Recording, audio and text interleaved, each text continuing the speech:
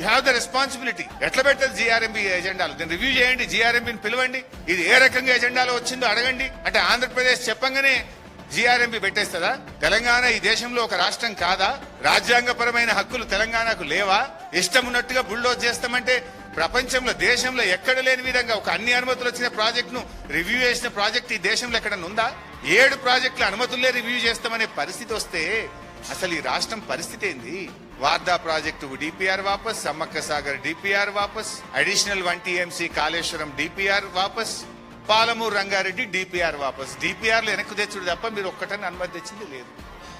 మేము ఆ రోజు కష్టపడి శక్తి యుక్తులను ఉపయోగించి ఎంతో జాగ్రత్తగా 383 TMCలు ఒక గోదావరిలో మేము అనుమతులు తెచ్చాము. అవి రద్దు చేసే పరిస్థితి వచ్చింది. ఇది ఎంత దివాళాకోరుతనం ఇది! ఈ రాష్ట్రం నుంచి కేంద్ర మంత్రులుగా, ఈ రాష్ట్రం నుంచి ఎంపీలుగా ఉన్న వ్యక్తులు ఏం చేస్తున్నట్టు? What is happening? ఇవాళ దీని మీద ఆలోచించాలి. ఒకవేళ స్పందించకపోతే మేం పోరాటం చేయాల్సి వస్తుంది.